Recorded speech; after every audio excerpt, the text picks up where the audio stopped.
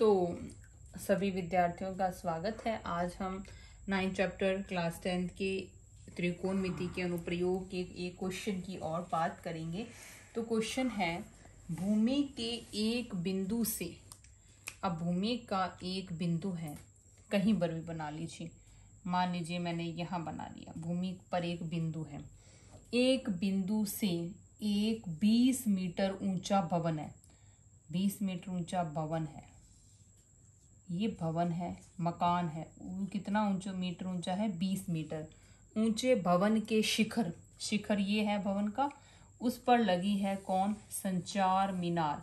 ये क्या है, संचार माने जिसको हम टावर बोलते हैं वो लगा हुआ है, तो ये लगा टावर, ठीक है। टावर के तल, तब टावर का तल कौन सा हो गया, ये, और शिखर कौन सा हो गया, ये, के उन्नयन कोण 45 और 60 है। पहले तल का उन्नयन कोण कितना है, 45, और शिखर का उन्नयन कोण कितना है, 60, यानी ये पूरा कितना है, 60, और यहाँ पे एक लाइन, थोड़ा सा गड़बड़ हो गया, देखो ये इस तरीके से बना हुआ डायग्राम, ये 45 है और ये कितना है, 60 डिग्री। दोबारा से बता देती हूँ, देखो भूमि के एक बिंदु से, ये कोई बिंदु है, 20 मीटर ऊंचे भवन, तो 20 मीटर ऊंचा भवन है, के शिखर पर लगी संचार मीनार यानी टावर के तल और शिखर के उन्नयन कोण, भूमि के एक बिंदु से, ये चीज यहाँ खत्म हो गई है से, और यहाँ शुरू का और ये मीनार के तल और शिखर के उन्नयन कोण है ना, तो मीनार का तल का उन्नयन कोण 45 और शिखर का उन्नयन कोण 60। कई बच्चे सोचेंगे कि इसी को 60 कर दें, तो ये गलत है, इतना कोण 60 नहीं है, कोण हमेशा बेस से नापा जाता है, इसका बेस कहाँ है, ये है, तो ये टोटल ही 60 होगा, ठीक है, ये आपको ध्यान रखना है, और ये इतना 45 होगा। अब आपसे पूछा क्या है, मीनार की ऊंचाई, मीनार ये तो भवन है, ये संचार मीनार है, तो इसकी जो है आपको ऊंचाई ज्ञात करनी है, और ये क्या है, ये है भवन, और इसकी ऊंचाई कितनी है, 20 मीटर है। अब हमें वैसे ही नाम देने हैं, तो हम इसको नाम देते हैं ए, बी, सी और डी, ठीक है, सबके नाम हो गए। अब हमें ये फाइंड करना है, ठीक है, ये चीज ऊंचाई ज्ञात करनी है, किसकी, मीनार की ऊंचाई। अब आपको जो दो समकोण त्रिभुज बनते हुए दिख रहे हैं, पहले उनको बना लेना है।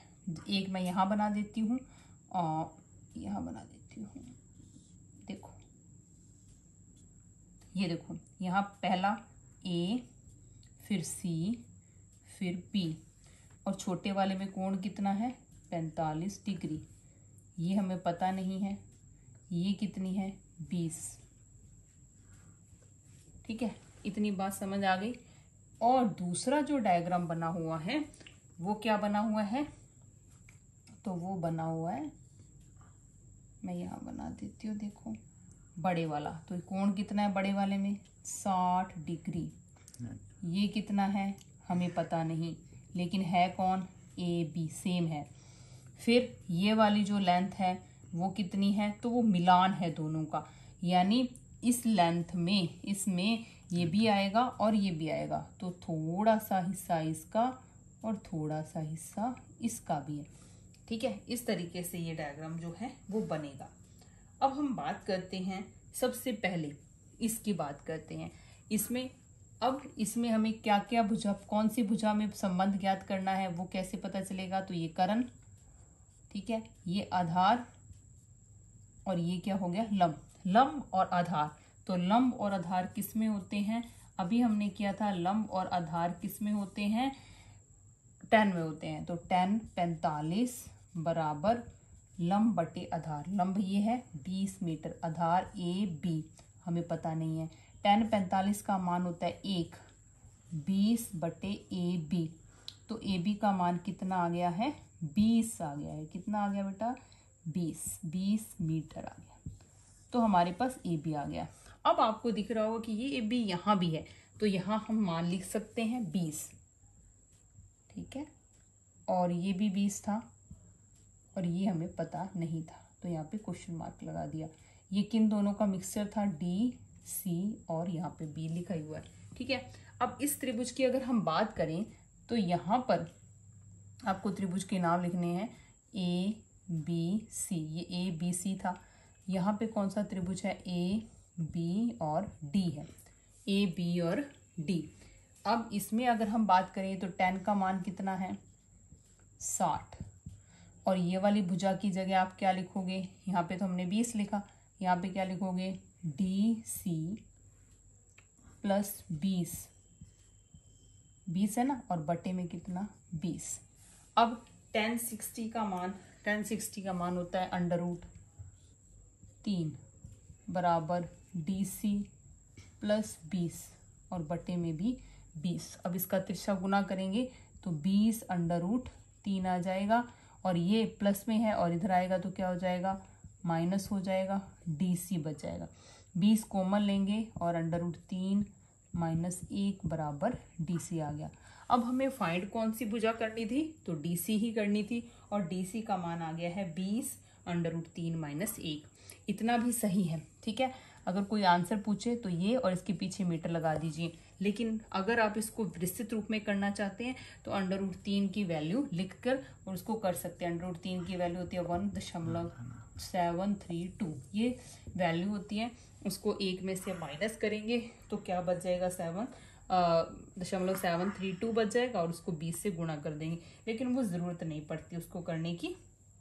इतना करेंगे तो आंसर सही है। अगर क्वेश्चन में √3 की वैल्यू इसके साथ यहाँ अटैच है तो आपको करना ही पड़ेगा, लेकिन नहीं लिखा हो तो कोई ज़रूरत नहीं, आप इसको इसी तरीके से बना सकते हैं। आपको ये ध्यान रखना है कि अगर ऐसा डायग्राम बनता है डबल वाला, तो उन दोनों डायग्राम में, मतलब दो अलग अलग बनते हैं, तो उन दोनों में कोई एक भुजा कॉमन होती है, उभयनिष्ठ होती है। जैसे इसमें देखो ए बी यहाँ भी है और ए बी यहाँ भी है, ठीक है, सेम है ना दोनों में। तो और पिछला जो हमने लास्ट वीडियो में क्वेश्चन किया था उसमें ये वाली ऊंचाई जो है वो समान थी, ये अलग अलग थी। मतलब या तो डायग्राम ऐसे बनेगा, और या फिर किसी क्वेश्चन का डायग्राम जो है वो ऐसे बनेगा। देखिए इन दोनों में एक फर्क दिख रहा है आपको। इसमें तो ऊंचाई के 2 भाग हो गए, एक ये, और इसमें इस आधार के 2 भाग हो गए, एक ये भाग और एक ये भाग, आपको दिख रहा होगा साफ, ठीक है।